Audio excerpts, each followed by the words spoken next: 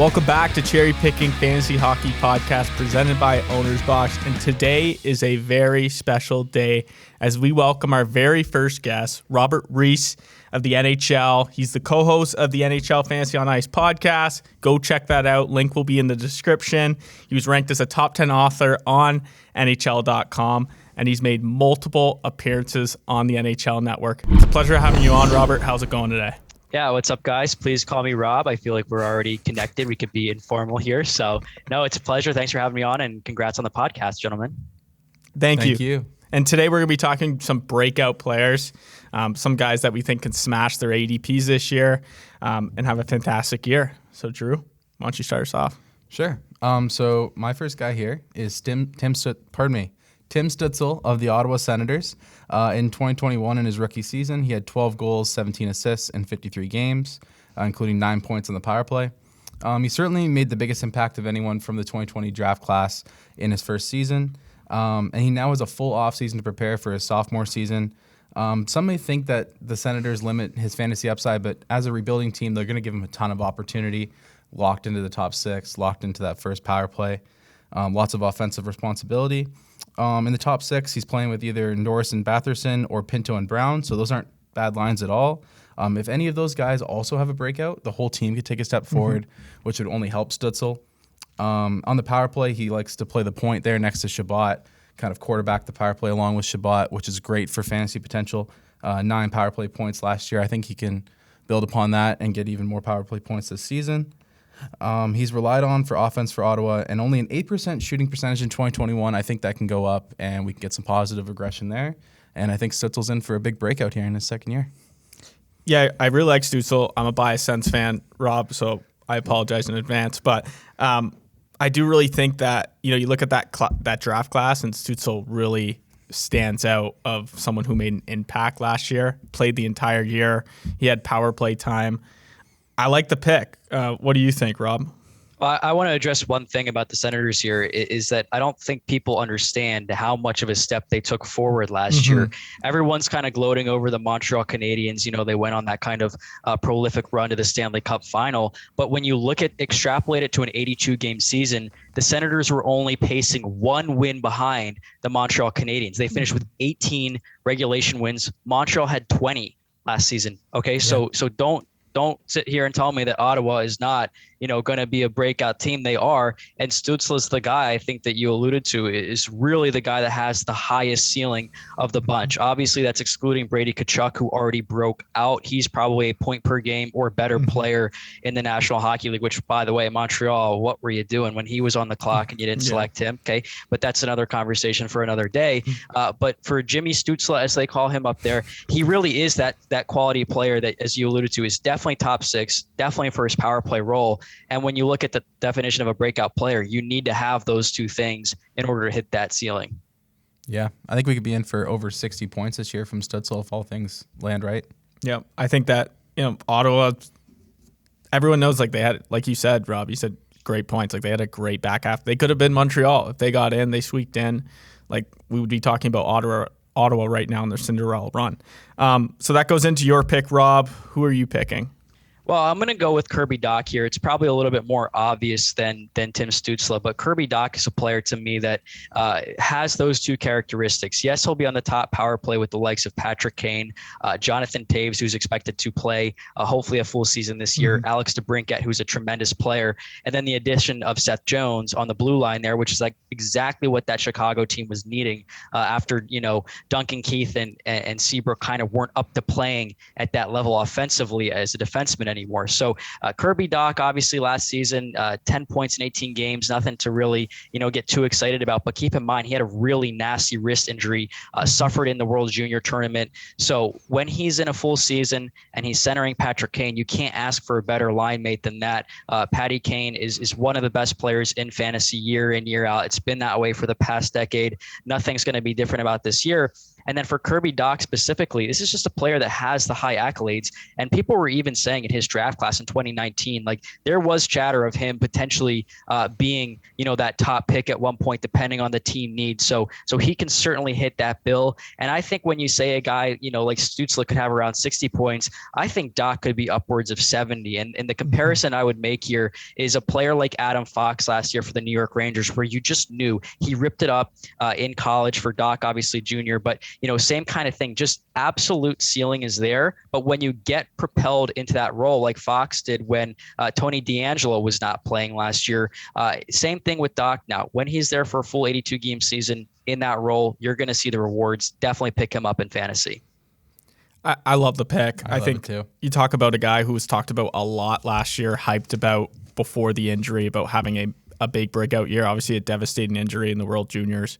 But I feel like that talk has kind of went down since coming back from that injury. And I don't see why anything should change from what we thought of him before the injury happened. Yeah. And I'm pretty bullish on the Blackhawks this year. I think they made some great signings. I mean, they had Fleury in the net, and then Seth Jones is obviously just a rock on defense.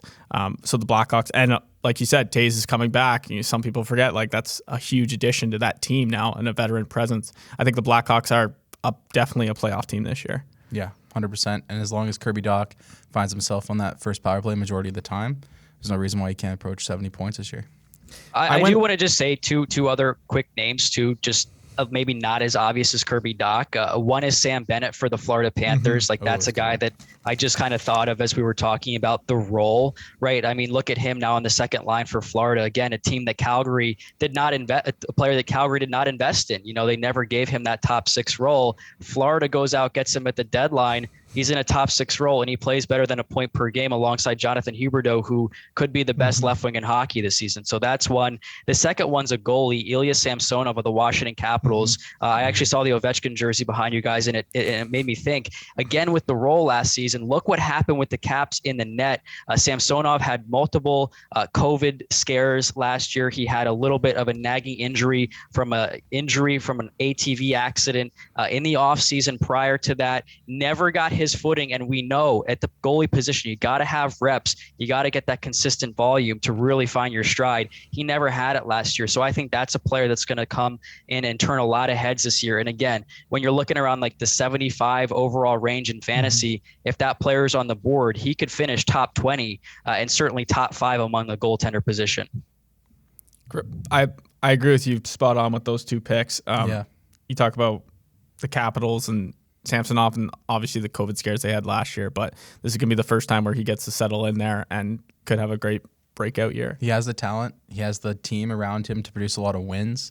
And looking at the goalies he's going after, he's great at his ADP right now. So I went with a defenseman. I went with Noah Dobson of the Islanders here. Nick Leddy is finally gone from that team. He's obviously been manning that power play for how many years now? Probably four at least. In the last 3 years, the Islanders have had an under 20% power play percentage. They're ranked sort of in the bottom 10 of the league. I think that this power play, like you look at who's on it, it's a very strong power play, and there's no reason why they shouldn't perform well. Like Barzal's there, and Dobson is obviously a young stud who they believe in, who they think that he can be their offensive player. I think he takes a step up this year. And you show, like, when it came down to playoffs, they played him 16.5% in the offensive zone for faceoffs. They show that they trust this guy. That was the highest out of defensemen. The one thing I ask for Noah Dobson is, will he shoot the puck more? He was 5th on the team in defense in shot attempts. This needs to change. And if it was like a big difference, like almost 100-shot difference between the top guy and him, I think he just needs to trust in himself a little more. I think the time on ice is going to go up. He was up to 16 minutes last year. I think that goes up to potentially 18 we could see. He could take another step forward. And 20, I wouldn't be surprised. I mean, this is a highly talented defenseman who had a great junior career. Rob, what do you think? He of was Dobson? solid in the playoffs too. I mean, he had 7 points for the Islanders, and as you alluded to, though, just get that shot volume up. And I think with Leddy out of there, you actually have Devon Taves, who was gone to the Colorado Avalanche last season, so that creates that lane for him too. And then in front of him, Pulak's a guy that we've kind of been waiting for to be that like double-digit goal scorer on the back end. It doesn't look like he's going to do that consistently. So in come Noah Dobson. You mentioned it. He has all the talent in the world. They just need to find that consistent offensive system. And I think the Islanders are going to get that this year with Wahlstrom taking the next step, finding a groove on the power play finally. And then the best coach, in my opinion, in NHL is Barry Trotz still. Yeah. So I think he's going to find a way for Dobson to really thrive because they need him to. If New York is going to stay competitive in that Metro division with the Rangers now, who are a much more trendy team, the Devils, who went out and got Dougie Hamilton in the offseason, and Jack Hughes is going to have a big season. Like, they know what they need to do, and I think Dobson's the guy to do it. Absolutely. Yeah. So that's what we do now. 6 breakout players. That was 3. Yeah. We have our 4th here, coming from the Discord, the Cherry Pickin Discord. Connor Garland of the Vancouver Canucks, formerly of the Arizona Coyotes. In 2021, 12 goals, 27 assists, 39 points. He's now a Vancouver Canuck, and he's a very popular breakout pick. In 2022, he had a 65-point pace last year, playing with subpar, I guess you could say, line mates in Arizona.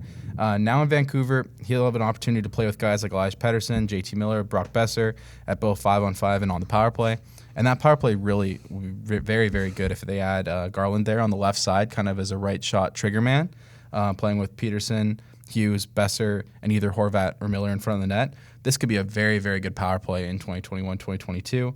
Only an 8% shooting percentage in 2021. Compare that to an 11.5 mark on his career. So it could be in for more than just like the 12 goals kind of he had last year.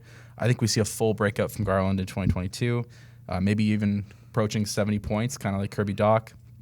And again, shout out to the Discord, Lasagna, Ghost Reaper, and Let's Go Wings for the pick. I really like that one. Well, and Garland, too. I mean, what is 39 points in 49 games with the Coyotes translated to a team with any offense, right? I mean, that's probably closer to a point per game. I think it's magnificent that he had 39 points in consecutive seasons for Arizona, who, as we know, is just not a team that you should be watching on any given night, no matter what is going on. You know what I mean? There has to be something better to do. It's just unfortunate. That's the way it is. But I do love this situation for Connor Garland. I think I would look at OEL as well in a bounce back situation coming from Arizona. Like, that's one of those teams, I think, in Vancouver that got off to just a weird start last year. Yeah. They got the injury bug. They just never found their footing, kind of like Dallas too, right? It's not that they're bad teams. They just never got it in gear. There were so many things going on in the world last season, and it was just a tough time, I think, for those teams to find their footing. So definitely love the Canucks. I would take Garland probably around 130 to 150. I don't know what his ADP is now, but that's the area I'd like to snag him in. And then for OEL, I mean, if you need a number 4 defenseman on your fantasy squad, like, you just pick him up too, because you're going to get those even strength point totals to like 5 guys who should all finish within, the top 100, maybe 115 or so. Yeah, I think everyone's kind of sleeping on the Canucks this year so far in drafts.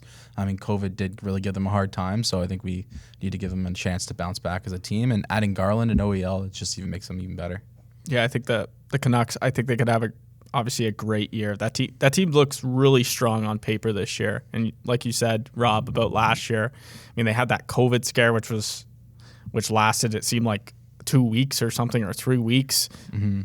What do you guys think about Demko? Like, is that a player that's one of the guys I kind of have a question about this year, where I think it could be like a Samsonov situation where he just runs away with the starting job. Yeah. But we didn't see that. Like, we've been waiting for this. We saw it in that playoff run that he looked really good, but I don't think we saw it enough last season to say, hey, go out and draft this guy like 80th overall. Well, Holtby's now in Dallas, right? Yeah. So it should be his net. We talked about him on the goalie episode.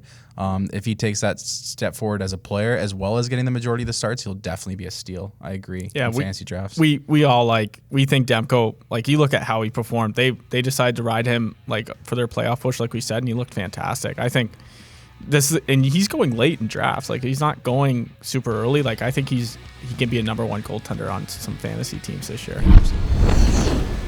All right. Well, thanks for coming on, Rob. It's been a pleasure. Yeah. We really appreciate having a fantasy expert like yourself here on the show. Definitely everyone check out his Fantasy on Ice podcast. Description will be below. And make Yeah. sure you like, comment, and subscribe. We'll see you guys next time.